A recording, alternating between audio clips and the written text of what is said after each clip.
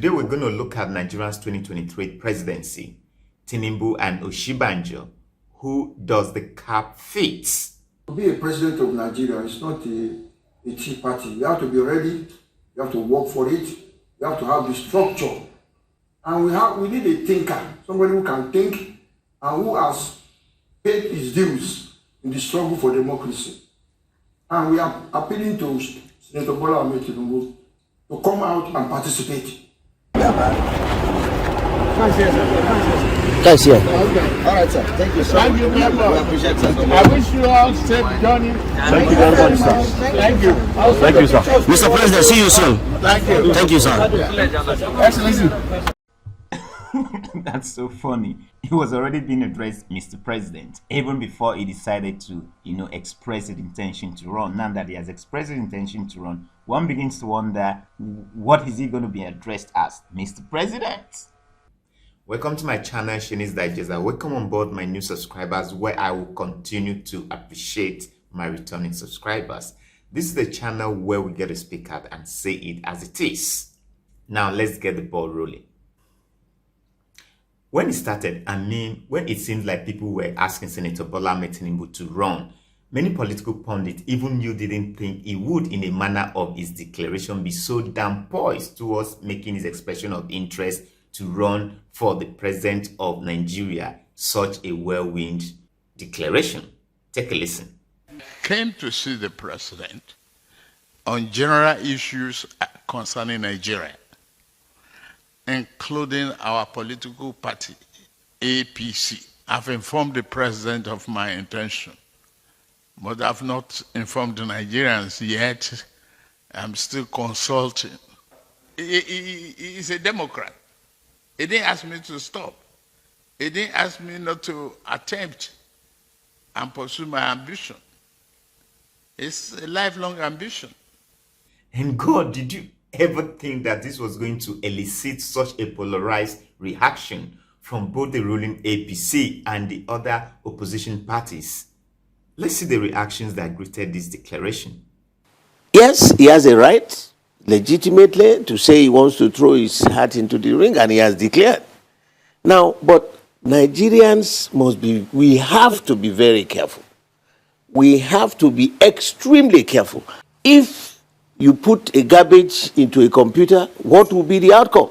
Garbage. So, for him to say he wants to contest, and the most annoying part of it was what he said, that he had been a kingmaker all his life. And now he himself wants to be king. Let me remind him, because he's a Yoruba man, in my part of the world, kingmakers are called Afobaje. Afobaje Kijoba. When you are a kingmaker, you don't throw yourself and say it's now your turn. So by saying that publicly, that, oh, I am a kingmaker, I've been, now I want to be king. Fallacies. Appropriate the resources of this country to himself, but not managing for the betterment of yourself, your wife, your children. No. And so if you look at his past, all he had done, is he worth even throwing tantrums all over the place that, yes, I am ready, I want to be president of Nigeria? It's an insult on us, because I know some facts about this character. He ran my state since 1999, finished 8 years of absolute nonsense, appropriating all the resources of our state to his personal aggrandizement. No. And I'm the most prepared presidential candidate to be on the street, because even if I'm old, I'm young at heart. I can go with the boys to dance disco in the night, and I can come with the serious people in the afternoon to do the business of government. The most important thing is that the business of unity of country, unity of the nation, and everybody. I'm not afraid of anybody. I've never done any illegal business. I've never done anything that will make me not to sleep. I've never done anything that will make me to be afraid of anybody. When you look at my face, you see the face of Nigeria. I have the Kanuri brain, I have the Fulani brain, I have the Yoruba brain, I have the Efik brain, I have everything. I know everybody. Well, let me tell you, I've told you before that I told Tinubu that I was not going to run. That is the truth. And I told him I wasn't going to run. No, I was governor with him, and I'm not going to. There's nothing difficult in challenging anybody. We're all going to meet in Eagle Square, and we square it out there. I'm the only political businessman that Forbes recognized as a billionaire.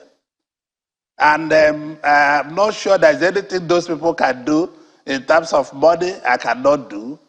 And I don't think anything they can speak to anybody in Nigeria or in the world I cannot speak to. You know my history, my pedigree, so to say. So I understand the country, I understand the challenges, and I think I have clarity on what the solutions could be. But let me say in summary that it is going to be my commitment to rebuild the country. I was president of the Senate, and I inherited a very trouble-ridden Senate, and I brought stability to that Senate. And I want to say that I will bring stability to this country. I was Secretary to Government of the Federation, and I think I am that one Nigerian that can find a home anywhere in the country, very much across the country. I grew up, largely I started my career in Sokoto when I served in Sokoto, but importantly, I can tell you that there is no part of this country that I will go to today, and I am not at ease. I think I will do better as President of Nigeria. I want to be president as a Nigerian who has got the right, like other Nigerians, to contest for the seat. The state, is a federating unit of the, federal government, and the state is the microcosm of the macrocosm of the federal government. So, how did I run the state? It is not good for a man to blow his trumpet, but because how the project came to be, conceived, executed, the best of it, very unique in a number of ways.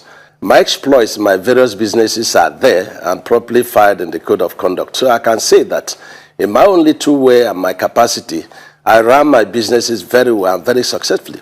Then I was a caretaker committee chairman of PDP, and then elected as the substantive chairman of PDP, elected as deputy governor, and then governor for 6 years plus now. If there are not enough credentials, and judging from what God has used us to do in Ebonyi State, then it means that experience, in quote, is to be purchased. And since you want me to declare, so I might as well declare right here. Let me say I am very ready. I always tell people it's impossible for you to be the president of a country as big, as diverse, as complex, as complicated as Nigeria if you've not prepared for it. Most of the people we have as politicians never prepare for anything. All they prepare for is the next election. What are we going to do? How are we going to do it? How are we going to rig? But I can tell you that I've followed the template, of my adopted father, Chief Moshood Abiola. I studied him as a book. I can do a PhD on it, and I can see that the reason we're in this mess is that you have leaders who are not accomplished. All over the world, it's not about your age, it's not about your tribe, it's not about your religion, it's about your personal accomplishments. And where you have leaders whose accomplishments you cannot understand, you cannot verify, then you are going to have problems. So today, I don't need to do anything other than to be scientific. The world has moved on, except our politicians. From my telephone, I can show my party, my foot soldiers across Nigeria. It's scientific. Your concern is captured in the book by the Brazilian author, Paulo Freire, in Pedagogy of the Oppressed, that the oppressed people have one fear, is the fear of the oppressor. The oppressed people respect one person, is the oppressor. In Nigeria, people are so afraid that those who have amassed wealth will come to use the wealth to hang on to your necks. I may not have my own personal cash, but I've worked most of my life with those who control the economy of Nigeria. That's important. If you are not a businessman, you may not know how to even manage resources. A man who never managed 1 million, you now give him 10 trillion to manage. He's going to find it difficult. A man who has no knowledge about how to turn 1 naira into 10 naira, it's going to be difficult to hand over a country to such a person. There comes Martin Luther King, Charles Okorocha, the orator. God bless them all. God bless the land of Bauchi State, the land of Gombe State, Yobe State, Borno State, Taraba State, Adamawa State. God bless them all. God bless the land of Anambra State, Ebonyi State, Abia State, Enugu State, and Imo State. God bless them all. God bless our federal capital territory. God bless them all. My brothers and sisters, let's now from now henceforth act under the settled conviction that this 36 states plus Abuja is our country, our whole country, and nothing but our country. God bless Nigeria. I'm a proud Nigerian. I have no other country on the surface of this earth I can call mine other than Nigeria. My wife seated here is a Nigerian. My 6 children, 3 boys, 3 girls, they are Nigerians. My brothers are Nigerians, my sisters are Nigerians. Everything about me is Nigerian. And I'm a Nigerian not because I'm born a Nigerian. I'm a Nigerian not because I'm black. I'm a Nigerian not because I'm an Igbo man. I'm a Nigerian because the blood that runs through my vein is a Niger blood.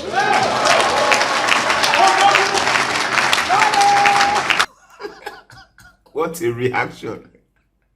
What exactly did you expect when a kingmaker suddenly wants to become a king? This is indeed a Game of Thrones. Did you miss that? I can't help but think of Cersei and Jaime Lannister and the Daenerys Targaryen woman, the mother of all dragons, fighting to gain control of the throne of the 7 kingdoms. What do you expect from those he would have made kings? Of course, they will also want to let him know that they are equally as eminently qualified to be kings, just as he wants to become a king. But why has his declaration generated so much buzz? Now, many of the vice president supporters are asking the vice president to also declare his intention to run. And I asked, were they waiting for Senator Ahmed Tinubu's declaration for them to see the need to ask the vice president to run? If you want a top job, please come and apply. Nigerians are the ones to give it to you.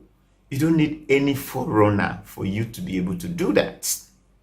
Looking at Osinbajo, we saw a man who possesses the core values of integrity, discipline, and is a man that we can say that has dignity in labor because as a senior advocate of Nigeria, he is quite cerebral.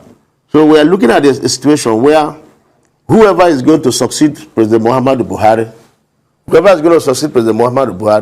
must be someone who has that level of integrity that Nigerians are looking out for, and who has the courage to do the right for things that the masses could celebrate. Going by his antecedents, we feel he's the best option for the ruling party APC to clinch the presidency of Nigeria in 2023. No one is dragging Professor Yemi Osinbajo into the presidential race. I remember about 3 months ago saying specifically that this strategy of, saying that the people have called on me to run, I don't think is a right strategy for the 2023 elections. It's my sincere belief that Nigeria will do better with somebody who says, I have decided to run. I have the wherewithal, just like Tinubu did, to be fair to him. Now, let's juxtapose the antecedents of Senator Bola Tinubu and that of the Vice President Yemi Osinbajo, of course, which is what this video is all about. Do you think there's a rift between Jagaban and the professor, or this is just a Tutu media construct, just to set tongues wagging and make media timeline buzzing? Is he going to pitch his tent against his former benefactor? Let's see how this plays out. Do you think people are right when they say Professor Yemi Osinbajo is the prodigy of Tinubu, that indeed Senator Ahmed Tinubu is his benefactor, and that why would Professor Yemi Osinbajo run against his benefactor? That would be tantamount to biting the finger that fits him. You think that is right? I mean, the fact that Bola Tinubu appointed Yemi Osinbajo as the Attorney General and Commissioner for Justice in Lagos State when he was the governor, does that make him his political godfather or benefactor? And for that reason, Yemi Osinbajo should not be seen to want to also run for the office of the president just because Senator Bola Tinubu has declared his intention to run. Do you think that would be fair? Let's see what other people think about this. Daniel Bola, an advisor to the Deputy Senate President, shared his experience on his Facebook page when he got a death threat for his interview with Channels TV when he said the Vice President Yemi Osinbajo was not going to run for the 2023 presidential election. Take a listen. Yeah, Yemi Osinbajo, the Vice President. Bola Tinubu. Yemi Osinbajo is not running. What do you mean? He's not running because... He's not running for president. He's not running. He's not interested. Why? Are you saying that authoritatively? Because I follow news and event, and in all of the occasion in which he's called out, as a matter, then let's not even go far. Yesterday or so, I think it was reported in a newspaper 2 days ago that he said he was going to announce his presidency after convention. What happened? Laole Akande, his essay, issued a very strongly worded statement that he is not talking about presidency. And anybody who is reading in any other media should discard it. If you want information, it must emanate from them. But I think I know the wisdom why Vice President VP Osinbajo is not running, and he is shooting down every attempt to point towards that. I think it's because of three elements. Number one, he may have understood that the general principle of equity and governance is that one good turns deserve another. He had a principal that supported him for 8 years. I mean, the principal could have changed him in 2019. He supported him all three. And because Asiwaju had indicated interest, morally, not legally, it will be injurious for the vice president to express interest. That is why he is not. Secondly, the part of the country where he comes from, these are cultural issues. They are deeply rooted in the way they operate. That if somebody has helped you and now has indicated interest, your best bet is to even go about supporting him in the hope that if he doesn't get it, he will now throw his weight behind you. But you will not challenge him. And I think that since the vice president is not interested, it is important that he comes out and downplay his supporters and support Asiwaju. Why? Because if you continue to leave people in limbo, there is going to be a crisis between your supporters and his supporters. The Mr. Folaojo puts a lot of emphasis on the so-called relationship between Bola Tinubu and Professor Osinbajo. Now, the way everybody makes it look as if it was Bola Tinubu that discovered Yemi Osinbajo. And that's one kind of phrase that I don't particularly like. Nigerians have this thing of saying that, oh, I made so and so, or saying that, they have this sense of entitlement. I was the one God used to make so and so. Yemi Osinbajo is a man who can stand on his own. He's a professor of law. And not only that, he was a professor. He became professor at a very young age. He's a very brilliant gentleman.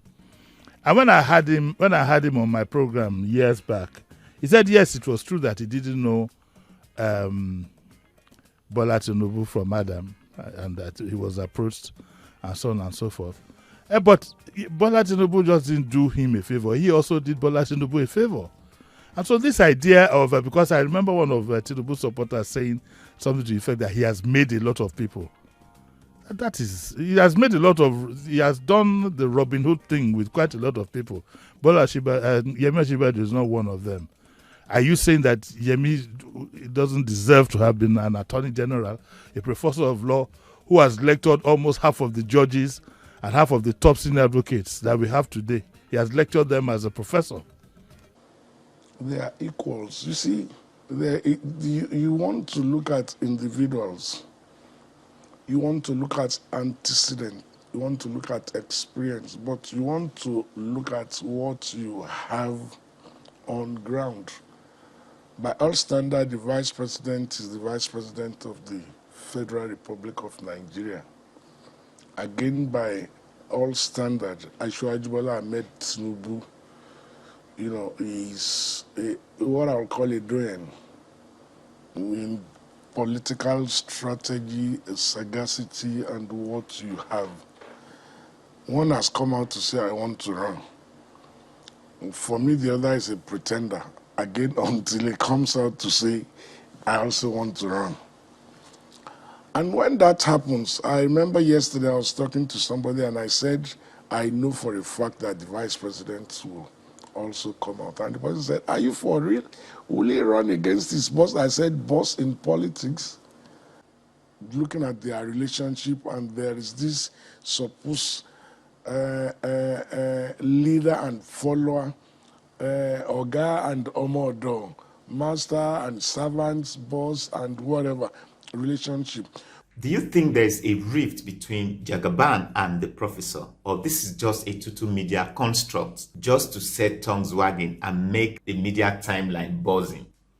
Senator Ahmed Tinubu is widely considered a kingmaker, having headed the emergence of President Muhammadu Buhari. In the choice of Yemi Osinbajo, many believe that the hand of Bola Ahmed Tinubu was seen written all over the emergence of the professor as the vice president of Nigeria. One cannot also begin to talk about the enormous influence that Senator Ahmed Tinubu wields in the APC, earning him the undisputed title of the national leader of the party, even when there is a sitting president. Senator Ahmed Tinubu's signature is seen in major political appointments, especially in the presidency, from the ministerial appointments even up to the board formation. And the story of how Lawan and Femi Gbajabiamila emerged as the leaders of both the red and the green chambers cannot be complete without acknowledging the invisible hand of Senator Bola Ahmed Tinubu.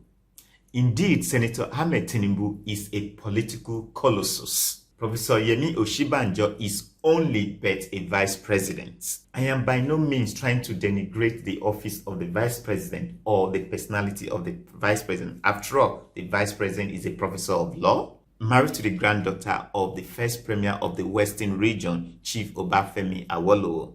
So in some ways, Professor Yemi Osinbajo has some political fangs. But can these political fangs be compared to the towering political dominance of Senator Bola Ahmed Tinubu? Now, this video is all about crowning one of the two eminently qualified presidential contenders come 2023 for the #1 seat in the country. Who does the cap fit in terms of moving Nigeria to prosperity? Is it Senator Bola Ahmed Tinubu or Yemi Osinbajo? So who's going to sit on that throne? Your PVC is going to ensure who sits on the throne of the 6 geopolitical kingdoms of Nigeria come 2023. That will be all for now. Thank you for finding the time to watch my video. If you like this video, please give it a thumbs up, drop your comment down below, strike on that notification bell, and do not forget to subscribe to this channel. Remain smart while I come your way pretty soon.